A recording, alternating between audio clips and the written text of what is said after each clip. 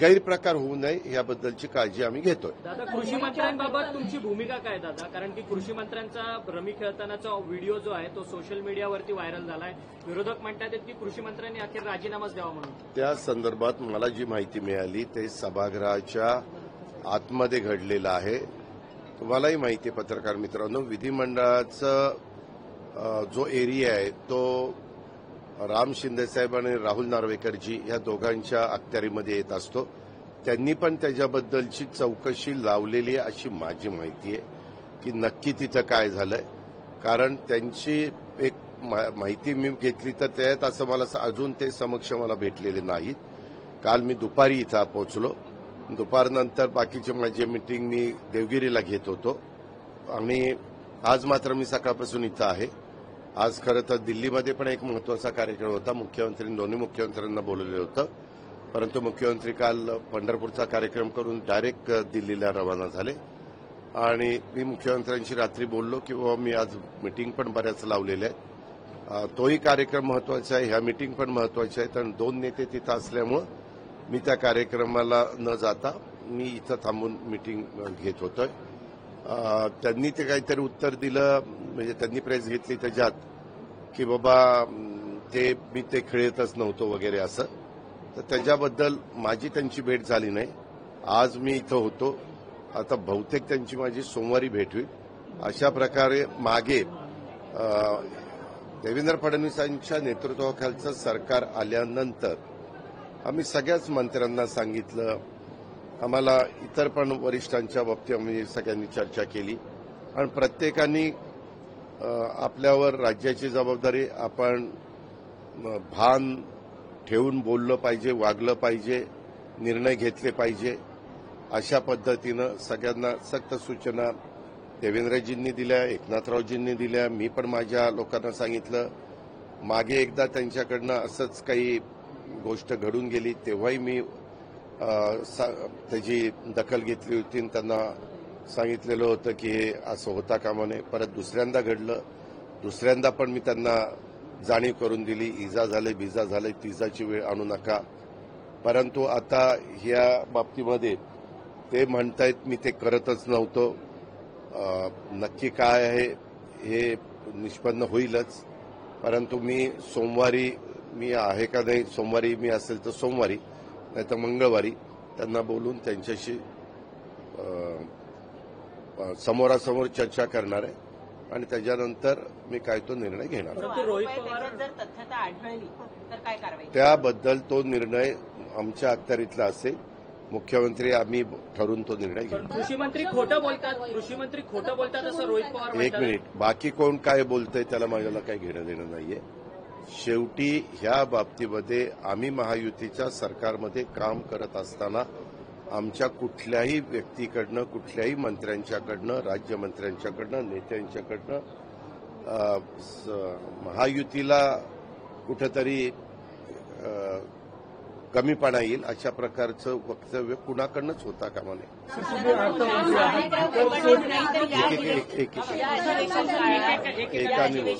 फक्त माणिकराव कोकाटे नाही तर योगेश कदम असतील, संजय गायकवाड असतील, संजय राठोड असतील, संजय शिरसाट असतील, यांची सगळ्यांचीच प्रकरणं बाहेर येताना दिसली. त्यामुळे महायुतीतल्या अनेक मंत्र्यांवर येत्या काळामध्ये गाज येईल असं बोललं जातं. याबद्दलचा निर्णय आपल्यालाही पत्रकार मित्रांनो माहिती आहे की राज्याचे मुख्यमंत्री कुणी असले, मागे जसं एकनाथराव शिंदे होते, आता देवेंद्रजी आहेत, मुख्यमंत्री महोदयांचा तो अधिकार असतो.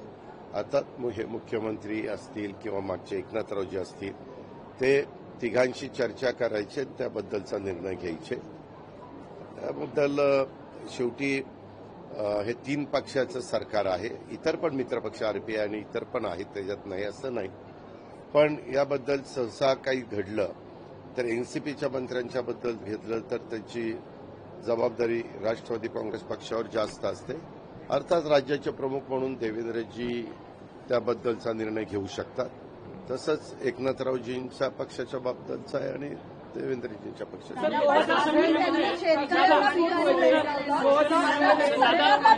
विजय घाडगे पाटील तुमच्या भेटीला येतात तिकडे. मी आपल्याला सांगितलेलं आहे की मलाही बातमी कळली वास्तविक कुणी आम्हाला पुढे भेटायला येऊ शकतं. लोकशाहीमध्ये आम्ही लोकांचं प्रतिनिधित्व करतोय. सरकारमध्ये आहे. सरकार हे सर्वांचं असतं आणि त्याच्यामुळे प्रत्येकाला तो अधिकार आहे. परंतु ती जी घटना घडली त्या घटनेच्याबद्दल पत्रकार मित्रांनो आपल्याला माहिती आहे. मला समजलं मी ट्विट केलं. ट्विट करून मी माझी भूमिका अतिशय स्पष्ट केली. त्याबद्दल मी ताबडतोब त्या व्यक्तीला राजीनामा द्यायला लावला की बाबा हे असं आपण ज्यावेळेस शिवशाहू फुले आंबेडकरांच्या विचारधारेचा विचार करतो किंवा सुसंस्कृत महाराष्ट्राचे समाजकारण राजकारण कसं असलं पाहिजे ते स्वर्गीय यशवंतराव चव्हाण साहेबांनी ह्या महाराष्ट्राला राज्याचे पहिले मुख्यमंत्री म्हणून त्यांनी जी शिकवण दिलेली आहे त्या शिकवणीनं पुढे गेलं पाहिजे. त्याला कुठंतरी गालबोट लागलं गेलेलं आहे आणि त्याच्यामुळं ती जबाबदारी स्वीकारून मी त्यांचा राजीनामा त्यांना द्यायला सांगितलं. त्यांनी तो दिलेला आहे. 2006 के जो सीरियल ब्लास्ट है इसमें अभी इंटरिम ऑर्डर दिया हुआ है. 2006 पाहिले असतील त्या व्हिडिओमध्ये स्पष्टपणे जे मंत्री आहेत ते त्या ठिकाणी पत्ते खेळत आहेत हे स्पष्टपणे दिसत आहे. मी आपल्याला त्याबद्दल काय सांगितलं की मला त्यांच्याशी समोरासमोर बोलू द्या. मी त्याबद्दल मुख्यमंत्री मी त्याबद्दलचा काय निर्णय घ्यायचा तो घेऊ. त्याही बद्दल मी विचारणार आहे कारण मी पण ती प्रेसमध्येच बातमी वाचली. मी सुरुवातीलाच सांगितलं कुणीही कृषी मंत्री असू नाहीतर कुणीही मंत्री असू कुठल्याही मंत्र्यांनी लोकांच्या समोर बोलत असताना सरकार कुणाचंही असू तारतम्य ठेवूनच बोललं पाहिजे, वागलं पाहिजे. त्यामध्ये आपलं स्वतःचं मत मांडलं पाहिजे.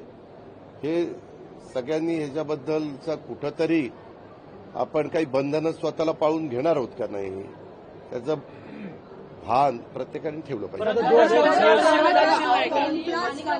हायकोर्टाने जो निर्णय दिलेला आहे त्याला आता सुप्रीम कोर्टाने स्थगिती दिलेली आहे. कुठल्या याला 2006 मध्ये जो रेल्वे बॉम्बलास्ट साखळी बॉम्बलास्ट झालेला त्याच्या त्या संदर्भामध्ये तो निकाल लागला. शेवटी हायकोर्ट सुप्रीम कोर्ट आपल्यामध्ये संविधान जे आहे त्याच्यामध्ये प्रत्येकाला न्यायालयामध्ये जाऊन न्याय मागण्याचा अधिकार आहे. वास्तविक त्याबद्दलची तयारी वेगवेगळी सरकार आली तेव्हापासून आतापर्यंत अनेक सरकार आली. तुम्ही बघितलं त्यात ही घटना घडली त्यावेळेस महाविकास आघाडीचं सरकार होतं. नंतर युतीचं पण सरकार आलं. त्यानंतर पुन्हा एक वेगळं सरकार उद्धव ठाकरे साहेबांचं आलं. त्याच्यानंतर पुन्हा एकनाथराव शिंदेंचं आलं. आता पुन्हा देवेंद्रजींचं आलं. अशी अनेक सरकारं येऊन गेली. मला वाटतं सुरुवातीला पृथ्वीराज चव्हाण साहेबांचं पण होतं किंवा सुशीलकुमार शिंदे होते, विलासराव देशमुख होते. कारण ही घटना घडल्यापासून तुम्ही जर बघितलं तर अनेक जण सुशीलकुमार शिंदे नाही विलासराव देशमुख यांच्यापासून सुशीलकुमार शिंदे 2003-4 होते.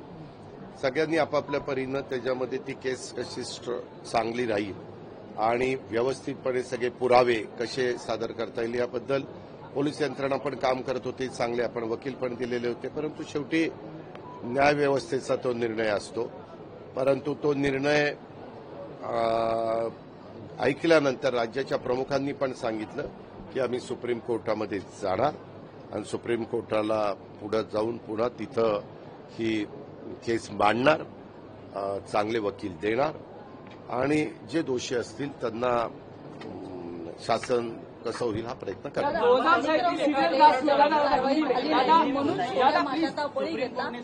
काय माणिकराव कोकाटे यांच्यावरती कारवाई करता येत नाही म्हणून छोट्या माशाचा बळी घेतला असं वारंवार विरोधकांकडून सांगितलं जातं. हे दादांत खोटं आहे. ह्याच्यात अजिबात तथ्य नाहीये. मग दादा कृषी मंत्र्यांचा राजीनामा कधी घेणार? मी तुम्हाला सांगितलं ना, तुला मराठी कळतं का रे? मी मगाशी तुला सांगितलं की मी त्यांना सोमवारी किंवा मंगळवारी बोलवणार. सोमवारी मी आता असेल तर सोमवारीच मी बोलून घेईन आणि त्याबद्दल तुझं त्यांचं काय मत आहे ते पण त्या ठिकाणी जाणून घेईल आणि नंतर मी मुख्यमंत्र्यांशी बोलून पुढची काय एक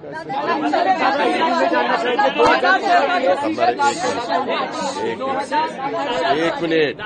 हर्षल पाटील या कंत्राटदाराने पैसे त्याला मिळाले नाहीत. आज सकाळच्या 10 वाजताची एक मीटिंग झाली. त्याला चीफ सेक्रेटरी आले होते. आम्ही बरेच जण होतो. प्लॅनिंग होतं, फायनान्स होतं, बरेच अधिकारी होते. मी आता सगळ्यांची नावं घेत नाही. त्यावेळेसच मी माहिती घेतली याबद्दल कॉन्ट्रॅक्ट दिलेलं आहे ते एका कॉन्ट्रॅक्टरला दिलं. माझ्याकडची जी माहिती उपलब्ध आहे त्याच्यात त्यांनी सब कॉन्ट्रॅक्टर नेमलेला आहे. आमचा संबंध येतो हा कॉन्ट्रॅक्टरशी येतो. उद्या तू कॉन्ट्रॅक्टर म्हणून काम घेतलं आणि तुला आम्ही काम दिलं, तुझे बिलं येतील तसे आम्ही तुला पैसे देणार. तू ह्याला सब कॉन्ट्रॅक्ट नेमलेला असेल, सब कॉन्ट्रॅक्टरला पैसे देण्याचा अधिकार आमचा नाहीये, अधिकार तुमचा आहे. आता तुमचं आणि त्यांचं काय झालं त्याची आम्हाला माहिती नाहीये. म्हणूनच आता काय होतं, तुम्ही बरेच पत्रकार मित्र लगेच ब्रेकिंग न्यूज सुरू करता. वास्तविक ह्या ब्रेकिंग न्यूज सुरू करण्याचा तुम्हाला पूर्णपणे लोकशाहीमध्ये अधिकार आहे, याबद्दल दुमतच नाही. पण तुम्ही दुसरी पण बाजू, जसं मधी आपल्या कोंडव्याला जे घडलं, लगेचच ते असं झालं तसं झालं, हे झालं ते झालं, परंतु 2-3 दिवसानं काय निष्पन्न झालं ते तुम्ही बघितलं. तसं ह्यामध्ये कोण कॉन्ट्रॅक्टर आहे, कारण मी तिथं विचारलं, जीवन प्राधिकरण आपल्या जलजीवन ही जी योजना आहे ही केंद्र सरकारची योजना आहे. 50% केंद्राचा निधी, 50% राज्याचा निधी. आपण त्यांचा निधी येईल तसे आपण तिथं मॅचिंग ग्रँट देतो, कधी कधी आपण आपलेही पैसे तिथं अधिकचे देतो.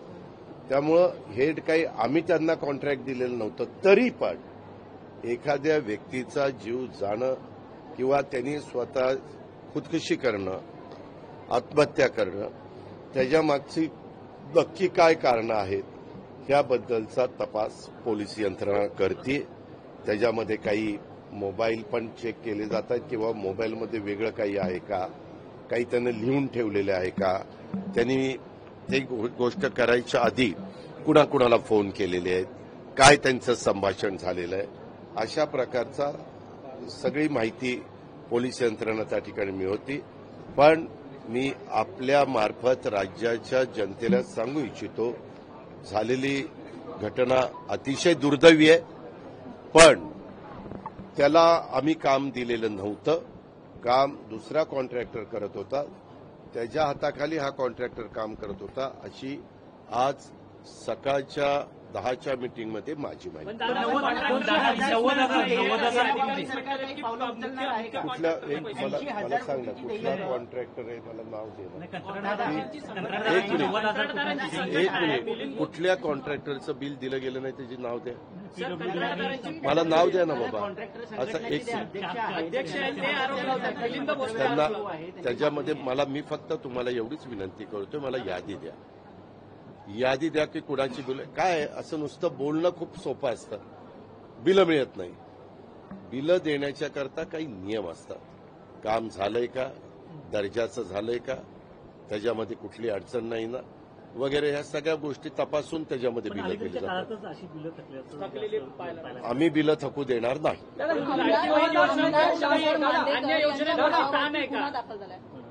तुम्ही काळजी करू नका, कुणावर कुठला ताण नाहीये. सरकार व्यवस्थितपणे जी काही जबाबदारी ते पार पाडते. गुन्हा दाखल झालाय कुठे? दौंडमध्ये दौंडमध्ये मी एसपीकडनं माहिती घेतली, ऍडिशनल एसपीकडनं माहिती घेतली. त्याच्यात पण बातमी कशी सोडता तुम्ही बघा, की एका महिलेला गोळी लागली, जखमी झाली. त्यांनी मला पुन्हा मी म्हणलं नीट तपासा, तिला कुठं दवाखान्यात नेलंय का. ते म्हणले कुणीही जखमी झालेलं नाही. आम्ही व्यवस्थित माहिती घेतली. तिथं हवेत गोळीबार झाला तेव्हा ते बघून एक महिला तिथं बेशुद्ध पडली, परंतु तिला पुन्हा पाणी वगैरे देऊन शुद्धीवर आणलं. तिथं कुठलंही जखम कुणाला झालेली नाहीये. त्या संदर्भामध्ये कुठलाही राजकीय हस्तक्षेप होऊन देऊ नका, अशा प्रकारच्या सूचना जिल्ह्याचा पालकमंत्री म्हणून मी दिलेल्या आहेत. मी स्वतः गिल म्हणून तिथले एसपी आहेत, त्यांच्या संपर्कात आहे. तिथं बिरादार म्हणून ऍडिशनल एसपी आहेत, त्यांच्या संपर्कात आहे. त्यामध्ये जी नावं निष्पन्न होतील त्यांना अटक करा. ती कुणाशी संबंधित असू द्या. तुम्ही लगेच सांगितलं शंकर मांडेकरांचा तो भाऊ, तो सख्खा भाऊ नाही, तो चुलत भाऊ असण्याची शक्यता आहे. परंतु कुणीही असू द्या, त्यामध्ये त्यांच्यावर ऍक्शन घ्यायला सांगितलेली आहे, त्यांना अटक करण्यात आलेली आहे आणि पूर्णपणे त्याचा तपास हे का घडलं, कशामुळे घडलं, का फायरिंग हवेमध्ये केलं गेलेलं आहे आणि त्यांना त्यांच्याकडे लायसन आहे का, त्यांच्याकडे वेपन ठेवण्याचं, ह्या सगळ्या गोष्टी तपासायला सांगितल्या आणि ज्यांचा कुणाचा दोष आहे त्यांच्यावर सक्त कारवाई करा, त्याच्यात जमलं तर मकोका पण लावा, इथपर्यंतच्या सूचना आपण दिलेल्या. 2007 अरे कुठलं एक बीड जिल्ह्याचा अहवाल समोर आलेला आहे. त्याच्यामध्ये जवळपास 16-17 वार त्या व्यक्तीच्या पाठीमागे होत आहेत. बीडचे पालकमंत्री आहात, त्या प्रकरणात काहीच कारवाई होत नाही. आपल्याला एक माहिती आहे, पालकमंत्री आत्ता मी झालो तिथं, ही घटना घडली, ही मागे घडलेली आहे. त्याचा जे काही रिपोर्ट आलेला आहे तो रिपोर्ट आता वेगवेगळे चॅनल दाखवत आहेत, पेपरमध्ये आलेला आहे.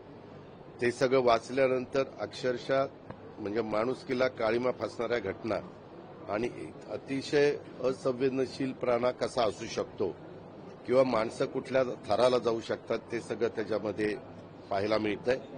त्याच्या संदर्भामध्ये पूर्णपणे गुन्हा दर्ज गेलेला आहे. ह्याच्यामध्ये पोलिसांच्याकडनं देखील पूर्ण जे काही एफआयआर दाखल केल्यानंतर न्यायालयाच्या समोर जी काही मांडणी करायची असते त्याच्यात ह्या सगळ्या गोष्टीचा अंतर्भाव केला गेलेला आहे आणि जो कोणी दोषी असेल त्याला त्याच्यामध्ये न्याय व्यवस्था निश्चितपणे कडक शासन करेल, हा आम्हाला विश्वास आहे, खात्री आहे आणि ह्या पद्धतीनं सरकार तिथं बारकाईनं लक्ष ठेवून आहे. दादा,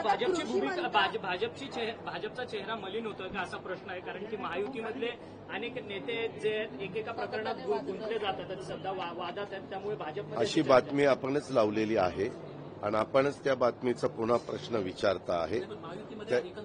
ते आम्ही आल्यावर देवेंद्रजींशी बोलू ना. देवेंद्रजी येतील, दिल्लीला गेलेले आहेत काल, आज त्यांचा दिल्लीला महत्वाचा कार्यक्रम आहे. ते आल्यानंतर आम्ही एकत्र बसू. शेवटी कुठल्याही सरकारची प्रतिमा ही समाजामध्ये चांगली राहण्याच्या दृष्टिकोनातूनच जे जे पक्ष त्याच्यात इन्व्हॉल्व असतात, जे जे मंत्री त्याच्यामध्ये सामील असतात, त्या सगळ्यांचीच ती जबाबदारी आहे, ती नैतिक जबाबदारी आहे. मंत्रिपदासंदर्भात ज्या पद्धतीत कोकाटेंवरती अनेक आरोप लागले याआधी, मात्र त्यांच्या पदासंदर्भात वेगळा निर्णय घेतला जाऊ शकतो का? एक चर्चा सुरू आहे. मी माहिती घेतल्यानंतर त्याबद्दलचं तुम्हाला सगळ्यांना माहिती आहे, माझी मतं अतिशय स्पष्ट असतात. मी अजिबात कोणाला पाठीशी घालण्याचं काम करत नाही. मी चूकला चूकच म्हणतो, बरोबरला बरोबरच म्हणतो. एखाद्यावर अन्याय झाला तर त्याच्यावर अन्याय झाला असंच म्हणतो. याबद्दल तुम्ही सगळी काही माहिती द्यायचं काम केलेलं आहे. आता ज्या व्यक्तीच्या संदर्भात आहे त्या व्यक्तीला मी समोर बोलून त्यांचं काय म्हणणं आहे याच्याबद्दल ते जाणून घेईन आणि त्याच्यानंतरचा निर्णय आम्ही घेऊ. गेल्या काही वर्षांपासून कृषी विभाग हा महाराष्ट्राचा अतिशय वादग्रस्त झाला आहे. अनेक म्हणजे धनंजय मुंडेंना राजीनामा द्यावा लागला, तो काही कृषी विभागाचे आरोप होते. आता कोकाटे अडचणीत आलेले आहेत. नाही, एक मिनिट. कृषी विभागाच्यामुळे धनंजय मुंडेंना राजीनामा द्यावा लागला नाही. तुम्ही उगीच कुठलं काहीतरी जोडू नका. तुम्हालाही माहिती आहे की तिथं कशामुळं त्यांनी त्याच्यामध्ये राजीनामा दिला. 2006 में जो सीरियल ब्लास्ट हुए थे, 2006 के डिपार्टमेंट आहे जे महसूल विभागापाठोपाठ मानलं जातं राज्यामध्ये. 2006 की एकेकाला विचारतो ही कुठली पद्धत झाली तुमची? इथं पहिलं मराठी इथं चालतं. हा महाराष्ट्र आहे शिवशाहू फुले आंबेडकरांचा. ते झाल्यावर मग हिंदी. सॉरी असं आहे तर या संदर्भात कृषी क्षेत्राचं काही ड्राफ्टिंग चेंज करणार आहात का? आणि या संदर्भात ऐका ह्याबद्दल मी पहिल्यांदा त्या मंत्री महोदयांशी बोलतो म्हणून सांगितलंय आणि त्याच्यानंतर मी राज्याच्या प्रमुखांशी बोलू. बाकीच्यांनी कुणी चॅलेंज दिलं व्हिडिओ बाहेर काढेल, सगळा मोठा व्हिडिओ माझ्याकडे. हो का, विरोधकांचं कामच आहे. एकदा ज्यांच्याकडे जे व्हिडिओ आहेत, पेन ड्राईव्ह आहेत, ते दम द्यायचं बंद करा. हे एकदा सगळे बाहेरच येऊ द्या. काय ते नुसतंच म्हणायचं मग तुम्ही बातम्याच लावताय. कुणाकडं काय पेन ड्राईव्ह आहेत, कुणाकडं काय व्हिडिओ आहेत, कुणाकडं आणखीन काय माहिती आहे, कुणाला हनी ट्रॅपच्या बद्दलची काय माहिती आहे ती सगळी एकदा बाहेर येऊ द्या. त्याच्या संदर्भामध्ये आपल्यालाही कळेल की कोण कसं वागतंय, कोण कसं वागतंय. पण सातत्याने वेगवेगळे मान्यवर गेले अनेक वर्ष, आज नाही अनेक वर्ष, म्हणजे मागच्याही सरकारच्या काळात पण याबद्दल बोललं जात होतं, त्याच्या आधीच्या सरकारच्या काळात पण बोललं जात होतं आणि ह्याही सरकारच्या काळामध्ये बोललं जातं. आणि प्रत्येक जण काहीतरी पेनड्राईव्ह दाखवतो ना का हे पेनड्राईव्ह, अरे तो दाखवा तरी आणि एकदा कळू द्या, लोकांनाही कळू द्या आणि काय तो सत्य लोकांच्या समोर येईल. त्याच्यात काय होतं, सगळेच जण संशयाच्या भोवऱ्यामध्ये राहतात. बरं, बातम्या तुम्हाला जशा मिळतात तशा तुम्ही देता. त्याच्यात 4 मंत्री आहेत, त्यात IAS ऑफिसर आहेत, IPS ऑफिसर आहेत, त्याच्यात बरेच काही राजकीय लोक आहेत. आता असं म्हटल्यानंतर सगळे मंत्री म्हटल्या की मंत्र्यांना त्या अँगलने बघायला सुरुवात होते. राजकीय लोक म्हणल्यावर सगळे राजकीय लोक त्याच्यामध्ये येतात आणि IAS IPS ऑफिसर म्हणल्यावर IAS ऑफिसर, IAS आणि IPS ऑफिसर येतात. असं ते सगळं आहे. म्हणून मला असं वाटतं की एकदा काय वस्तुस्थिती आहे ती समोर येऊ द्या. मला वाटतं काहींना त्याच्या संदर्भामध्ये FIR पण आपल्या पुण्यामध्ये दाखल झालेली आहे. लोढा का कोणतरी त्यांच्या विरोधात, कोण मला तर ते त्यांच्या संदर्भात पोलीस यंत्रणा त्यांच्या पद्धतीनं हे करेल.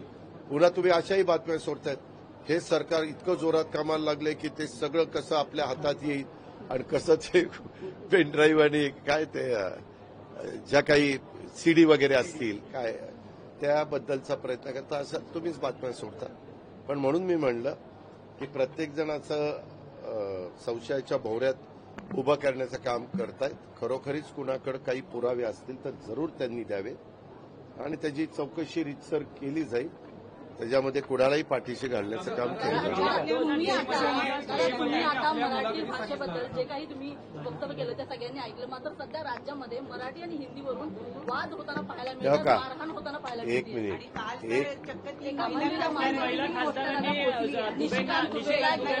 मिनिट, खरं तर सगळ्यांनी आपापलं भान ठेवून वागलं पाहिजे, बोललं पाहिजे. त्या राज्यातली मातृभाषा ही महत्वाची असते, परंतु त्या मातृभाषेबरोबरच आपला भारत देश आहे. आपल्या भारतामध्ये त्यांच्या राज्याची मातृभाषा सोडल्यानंतर जर दुसरी कुठली भाषा चालत असेल तर ती हिंदी चालते आणि तिसरी भाषा कुठली चालत असेल तर ती इंग्लिश चालते. अशा प्रकारचं साधारण गणित आपण पाहतोय. तुम्ही पार जम्मू काश्मीरपासून कन्याकुमारीपर्यंत बघा, सगळीकडे हीच परिस्थिती आहे. प्रत्येकाला आपल्या मातृभाषेबद्दल अभिमान असला पाहिजे, आदर असला पाहिजे, प्रेम असलं पाहिजे, ती टिकली पाहिजे. तिला मराठी अभिजात भाषेचा दर्जा मराठीला मिळालेला आहे, त्याहीबद्दल आपण पंतप्रधानांचं अभिनंदन केलेलं आहे. परंतु हे आता ज्या काही गोष्टी घडतात की तुम्ही एक आहे, इथं राहणाऱ्यांनी पण त्यांना जर यदाकदाचित मराठी बोलता येत नसेल तर त्यांनी सांगावं, हम महाराष्ट्र में रह रहे लेकिन इतना अच्छा हमें मराठी नहीं आता, लेकिन हम मराठी का आदर करते हैं. हमारी भाषा हिंदी है या अंग्रेजी है, लेकिन हम सीखने की जरूर कोशिश करेंगे. इतना बोला ना, कुछ गड़बड़ होने वाली नहीं है. लेकिन कभी कभी कोई रिएक्ट होता है, नहीं मैं नहीं बोलने वाला. ऐसा नहीं चलता. आप जहां काम करते हैं थोड़ा बहुत वहां का लोगों का क्या कहना है, उनका विचार क्या है, उसके बारे में भी उन्होंने सोचना चाहिए, विचार करना चाहिए और खुशी खुशी में सबने एक दूसरे के साथ रहना चाहिए. राज्यपाल मराठी हिंदीच्या भाषेवरतून राजकीय भूमिका घेताना राज्यपाल राजकीय भूमिका घेताना पाहायला मिळतात. हे का राष्ट्रपती, राज्यपाल हे काही महत्वाची पद आहेत आपल्या देशात, आपल्या राज्यात. राज्यपाल हे आमच्या वरचं पद आहे. ते त्यांच्याबद्दल आम्ही काही टीका टिप्पणी करणं योग्य नाही.